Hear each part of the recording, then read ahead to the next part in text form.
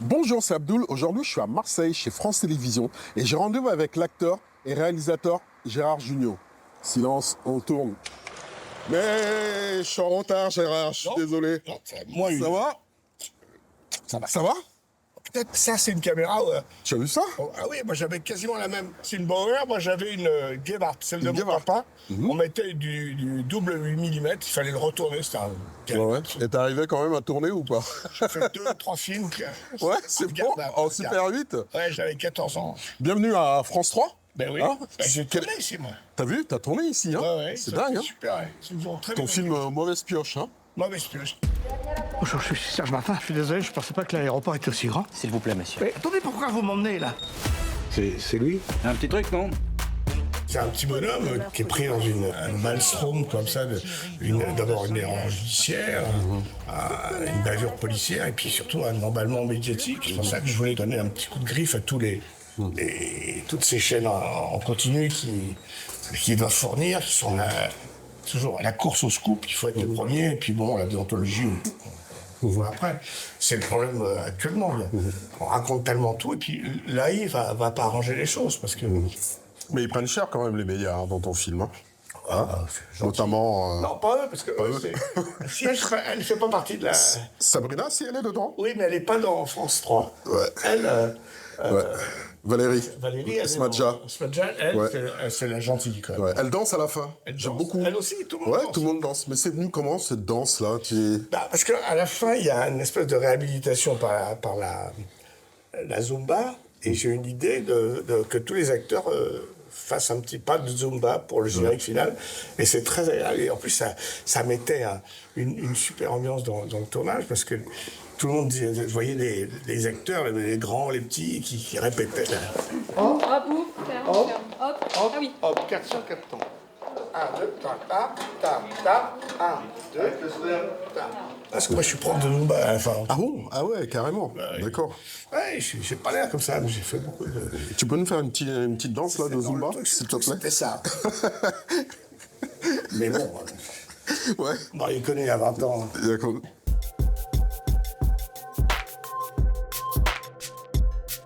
C'est qui, lui? Je sais pas. Ouais. Il s'appelle Seberg. Seberg? C'est le fils de Gene Seberg. Ouais, bien sûr. Tu connais Gene Seberg? Il lui ressemble. Ouais, bien. Ouais. Un peu moins blond. Je suis Abdoul le Souffle. C'est pas mal, hein? Tu t'y attendais pas? Ouais. Ah ouais. Et c'est ton vrai nom, Seberg? Non, parce que je suis fan de Gene Seberg. Ah oui, c'est vrai. depuis très longtemps. Tu l'as rencontré, Gene Seberg, à l'époque? Non. Non? Remarque, si, je l'ai croisé, si, quand elle vivait avec le fils... Romain Gary. Non, pas Romain Gary. François Moreuil. Le fils de Berry, John Berry. John Barry, ouais. John Barry. Tout à fait. Qui est sorti avec Jeanne Birkin Oui, ou un truc comme c'est là, je crois qu'elle est morte quand ils étaient ensemble. Ouais, 79. Ouais. Voilà. Mais tu viens d'où? Pourquoi t'aimes ça le cinéma alors? Moi, je suis fan de cinéma, oui. Parce que oui c'est mon père qui m'a appris le cinéma. Du coup, je suis devenu cinéphile. Du coup, je peux parler des films des années folles, 20, 30, 40, 50, 60, 70, jusqu'à nos jours, ouais, tout à fait, ouais. T'es un collab aussi sur le cinéma français? Moi, je suis un collab. Ah, je suis bon sur le cinéma français, ouais. Des années 30, 40, 50. Tu vois. Oui, Julien les- Duvivier, Moi, je suis un fan de Clouseau. de Clouseau, ouais. Duvivier, c'est Tu penses? Moi, je trouve que c'est le meilleur. Ça n'a pas une rime. Les Diaboliques, t'as aimé? Diabolique, qui a des enfants, c'est un film magnifique. Et il y a un film Lui jouait. qui s'appelle Retour à la vie, c'est un film de sketch.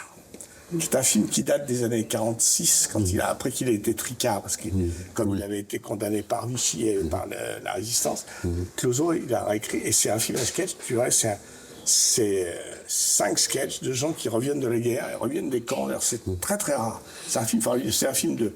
Il y a Clouseau, il y a un film avec Noël, qui est mon D'accord. idole. C'est des segments, quoi, en gros. Oui, c'est un film de sketch, il y a 3 sketchs, mais ils sont vraiment intéressants. Oui. Gérard, je t'amène dans un lieu. Ouais. Regarde, c'est pas beau, ça? Mais oui, mais j'ai Hein, tourné, ça fait là. partie de ton film, non? Absolument, je tourne. Hein, les décors... Non, on a été très bien accueillis par France 3. Je veux D'accord, pas ok. faire de la lèche. Ouais. Décidément, t'aimes beaucoup France 3, hein, j'ai remarqué. Hein. Mais non, parce que Ah bah si, depuis tout à l'heure, tu dis France 3, France 3... ils ont aidé. Ouais. On devait faire plusieurs chaînes. Et donc, le truc, c'était qu'on ne reconnaisse pas à chaque fois. Donc, on a changé les habillages. C'est très compliqué. On n'avait pas beaucoup de temps pour le faire parce que, en fait, il fallait tourner. Et puis, à midi, il fallait se casser, tout remettre en place parce qu'il y avait le journal. On tournait comme si c'était la caméra de la télé, avec un grain différent, et puis le film qui était le point de vue du spectateur. Donc c'était assez compliqué. Ils ont été vraiment... On a foncé et ça marche bien l'image, parce qu'il fallait qu'il y ait au moins 4-5 chaînes. Et puis comme c'était pas des chaînes très convenables, il fallait pas qu'on mette en péril C'est clair. la probité de France 3. Tu parles de grain tout à l'heure, et toi, en 15 ans, comment tu as vu l'évolution du cinéma entre les 35 qu'on a connus, et bien sûr, et le numérique et tout? Ça a changé pour toi, quand même? J'ai fait 13 films, et j'en ai fait 1, 2, 3, 4 en... En 35? 4 en numérique. En numérique. Je sais même pas si je n'avais pas fait que 3. Mais je fais beaucoup de pubs aussi, j'ai réalisé au moins 300 pubs en film. Non, le numérique, je trouve d'abord pour la diffusion dans les salles. Alors c'est vrai que les gens disent c'est un peu métallique, tout ça. Mais quand même, ce qui est génial, c'est que c'est toujours net. Il n'y a pas de rayures. Il n'y a pas à changer Les bobines? Les bobines, où il y avait c'était un carnage. Alors, l'envers du décor, c'est qu'avant, tu passais ton film dans une salle. Si ça marchait pas très bien, ils attendaient le lundi pour tout démonter et changer de salle. Là, maintenant, à 14h, s'ils voient qu'il n'y a personne, ils appuient sur un bouton. Et le DCP, ils l'enlèvent. Le DCP, il passe dans une petite salle où il y a 30 personnes. Enfin, mais moi, j'ai commencé à monter des films en numérique assez... Avant, je tournais en film, mais on montait en numérique. Ça, vraiment, ça a changé la vie du montage, parce que avant, on n'avait pas de... Comment dire, la copie de travail. Elle était coupée, on collait, redécollait. Il y avait des rayures partout, il y avait du trace, il fallait nettoyer. Pour mettre du son, il fallait qu'il y ait des bobines de son. Pour mettre un téléphone, il fallait faire défiler toute une bobine. Enfin, c'est un bazar. Et puis surtout, on montait 300 mètres par 300 mètres. Non, le numérique, c'est génial. Alors, il n'y a pas du tout le temps de recul. Avant, la monteuse, tu disais, voilà, on va faire ça, elle faisait ça. Tu sortais, tu allais jouer aux cartes ou fumer une cigarette pour ceux qui fumaient. Tu revenais un quart d'heure après, elle te montrait, et tu disais, non, c'est pas bien. Donc, il fallait tout redémonter. On avait le temps de recul, mais je trouve quand même que le montage numérique, c'est génial. Puis surtout, tu peux déjà faire des pré-montages de son, tu peux mettre des petits trucages, tu peux mettre des ambiances. On a une copie de travail. Tu peux voir très vite le film dans sa vérité. Avant le mixage, mais le mixage étant le moment le plus formidable, parce que t'as fait tes courses, t'as le son, le bruitage, la musique, les images, et hop, tu mélanges tout ça, c'est là où le film apparaît, quoi. Et toi, tu participes à tout ça, au montage? C'est important pour un réalisateur d'être présent au montage, parce que tu te rappelles, dans les années 50, 60, les producteurs, justement, enfin, je dis pas tous, ils faisaient le montage, et le réal, quand même, il était... Mais en France, on a toujours été protégé par le Final Cut, hein. C'est assez rare. C'est en Amérique, beaucoup, ça. Mais nous, on est des petits artisans. Ce qui n'est pas toujours le cas, parce que... Ce qui n'est pas toujours bien, d'ailleurs, parce que souvent, tu as les metteurs en scène qui n'écoutent pas les producteurs, qui n'écoutent personne, et qui te font des films chiants de 3 heures, s'ils avaient pu couper, ça aurait été bien. Non, moi, je crois que c'est important. Moi, j'ai fait du cinéma, je voulais pas être acteur. Moi, j'ai fait du cinéma quand j'étais môme, avec une petite caméra comme ça, en 8 mm, et j'ai toujours vu faire des films. Puis après, j'ai rencontré mes potes du Splendide, puis on a commencé à jouer avec Michel Leblanc, avec Thierry et Christian. Et puis finalement, j'ai fait pas mal de films, on a écrit pas mal de scénarios ensemble, et c'est par là que je suis devenu metteur en scène, quand on m'a proposé de faire Pinot, Cinq flics, qui était un scénario préexistant que j'ai retransformé, réadapté. Et en fait, si j'ai pu faire ce film, c'est pas parce que j'étais un bon metteur en scène, c'est parce que j'étais un acteur un peu connu, et que donc, le mec, tout le monde s'en fout de metteur en scène. Les gens, je sais pas qui c'est. Tu demandes au public, c'est quoi un metteur en scène? C'est vrai. Tu connais ici, non? Ah oui, j'ai tourné. T'as tourné ici? Oui, avec tous ces gars-là qui nous ont donné des sacrés coups de main. C'était une bonne pioche ou pas? C'était compliqué, hein, parce que c'est ce que j'expliquais, ils ont été super. Le petit, là, il était génial. Ouais. Il a été cool avec toi? On m'a pas bien vu tous les détails. Ah oui, on te voit dans le film. Toi aussi. Je crois qu'on le voit 2 fois. Tu parles, en plus, toi, tu parles. Non, il parle pas. On t'a doublé. Ouais. C'est là où il fait... Ouais, mais on l'a doublé. Je sais pas si c'est moi qui ai... Mais oui. Je me suis moqué de lui pendant au moins 6 mois. Non, mais c'était compliqué à gérer tout ça. T'imagines un peu le bazar de toutes ces images, et ils ont été super. Si tu le fais pas d'une manière digitale, c'est très compliqué. Il faut faire des trucages après, ça aurait coûté des fortunes. Et, Tu es comment, toi, râleur ou pas pendant les tournages? Comme tes Non. personnages D'abord, j'ai une de équipe, l'époque. formidable. Et puis surtout, moi j'ai envie d'être heureux sur un tournage, donc je déteste.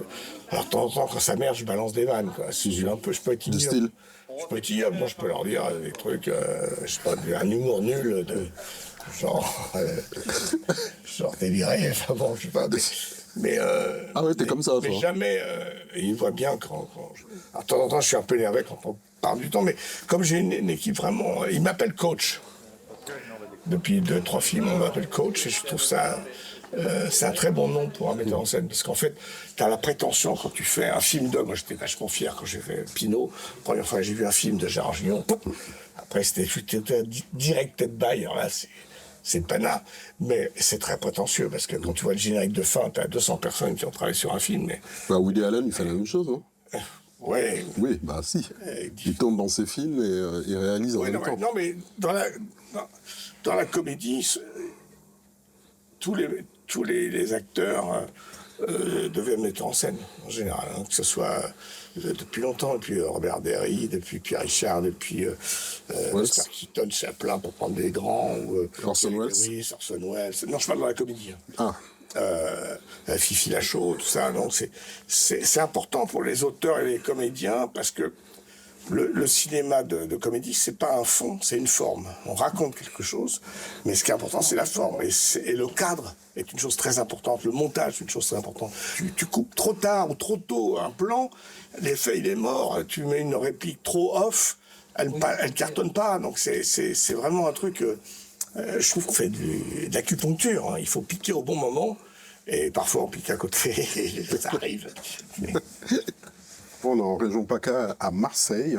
Parce que là, entre un pastis ou une avant-première parisienne, tu choisis quoi? 51 ou une avant-première parisienne? Bah, je fais les deux, moi. Ouais. Ah ouais, Non, t'es comme non, ça. mais moi, je suis parisien profondément, mais je tourne que en province. Je déteste tourner à Paris. Je trouve ça, c'est Pourquoi très... le bruit? C'est pas ça, c'est qu'à Paris, tu fais chez tout le monde, alors que dès que tu vas...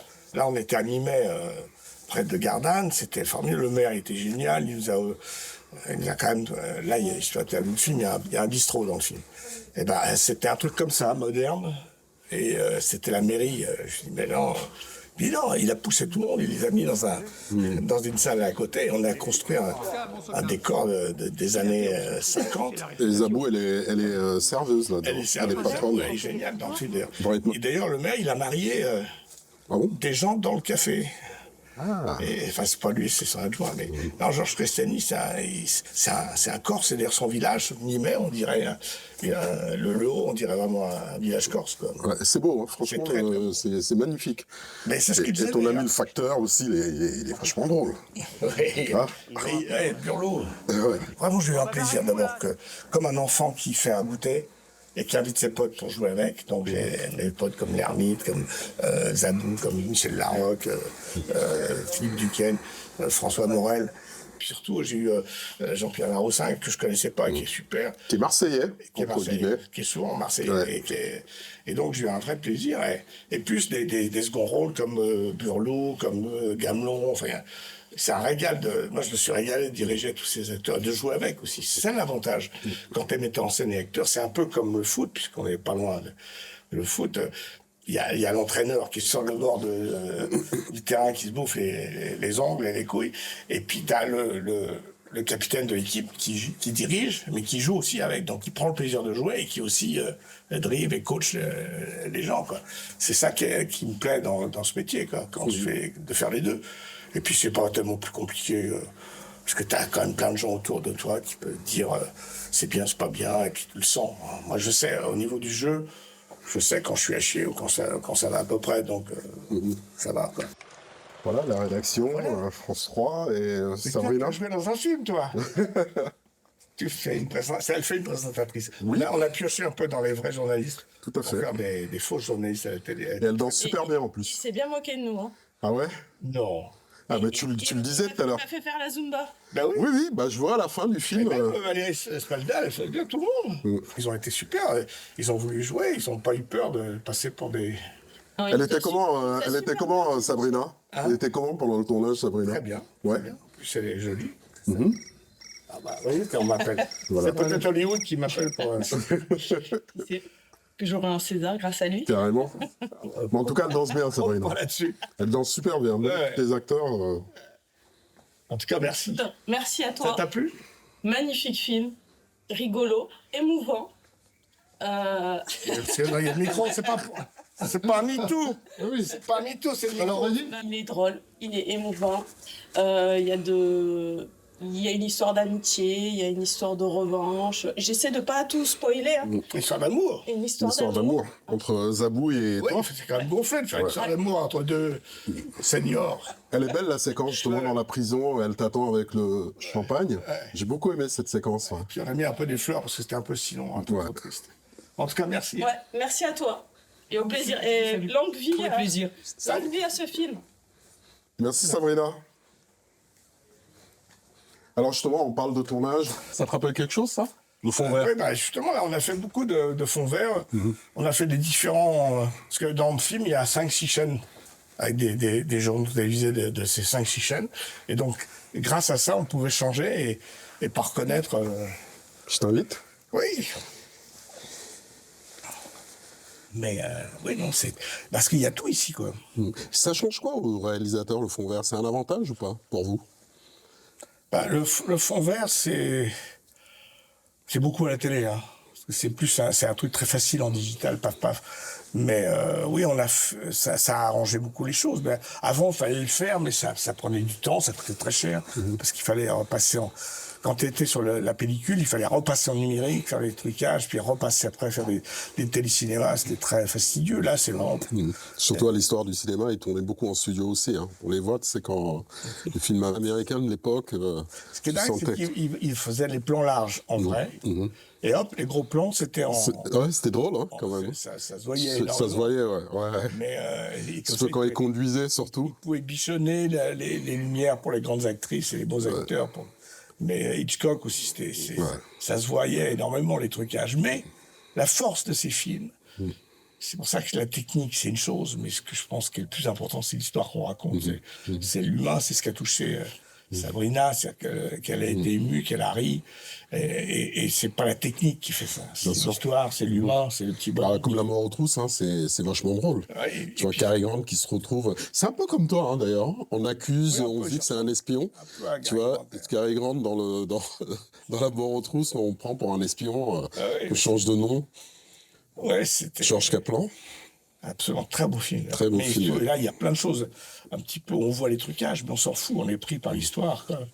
C'est là où ils sont sur le mont Rochemort à la fin. Absolument, avec Eva Harrison, qui est vivante encore, tu vois.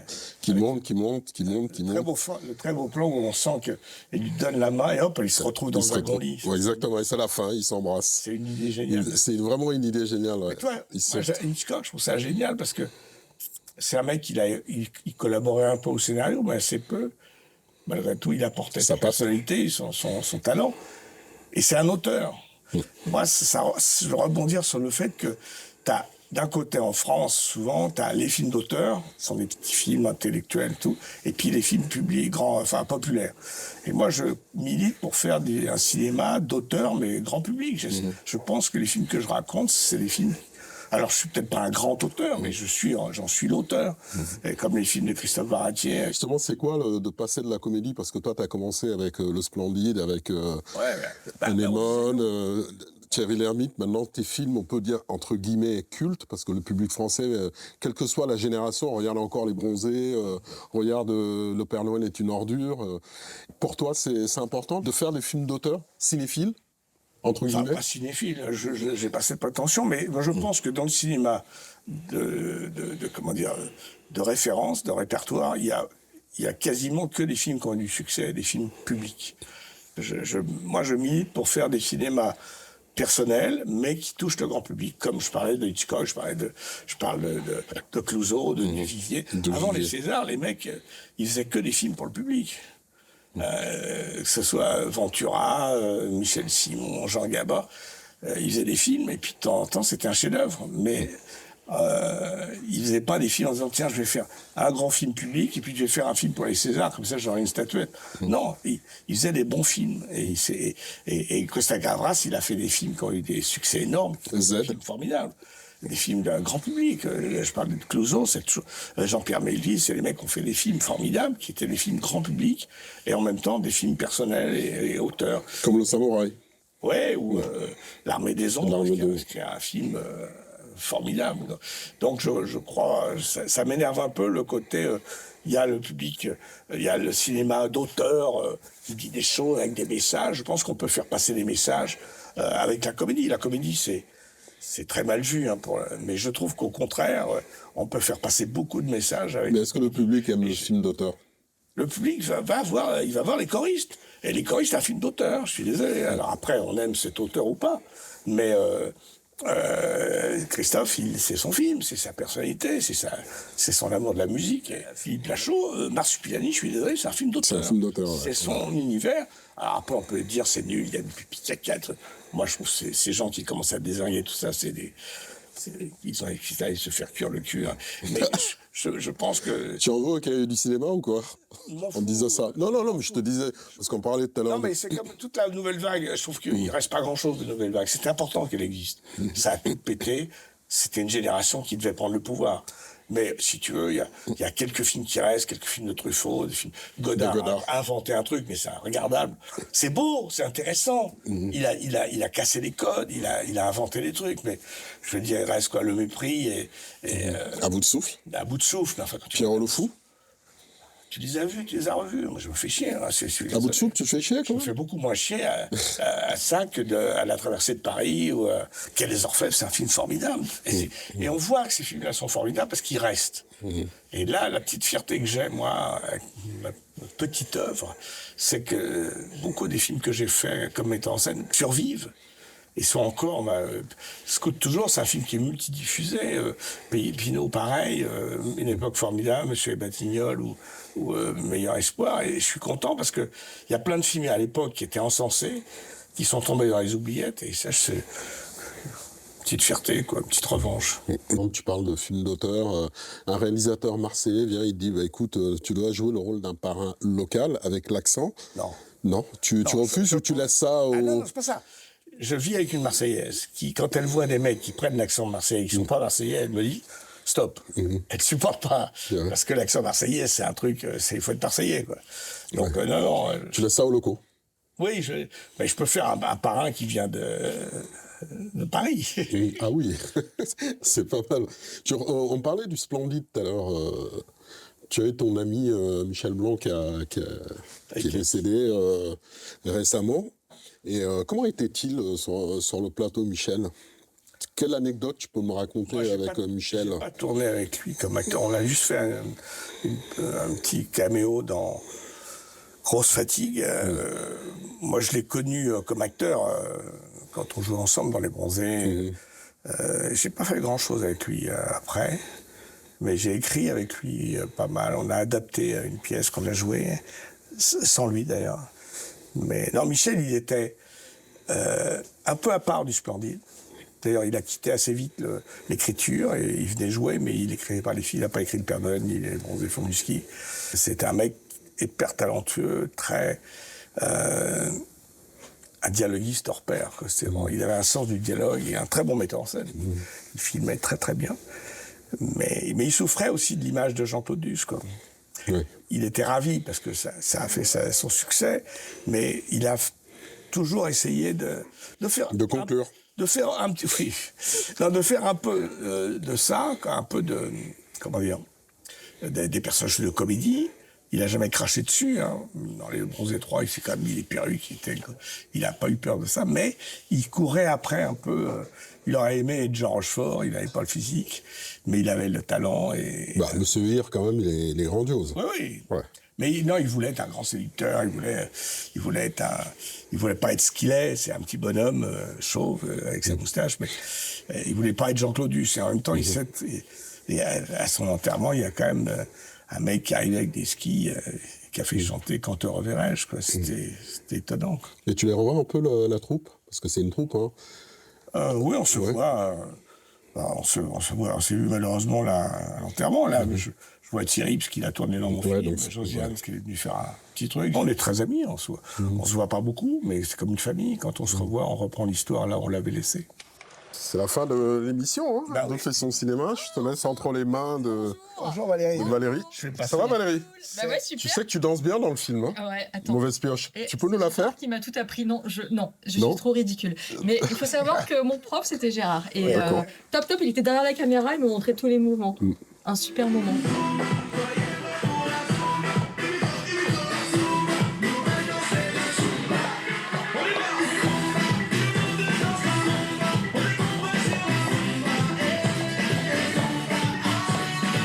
Moi, je le récupère. Et sur France Les- 3. On fait le journal journal, le vrai. ensemble. Le vrai journal. Le vrai journal ensemble. C'est un peu chez vous maintenant.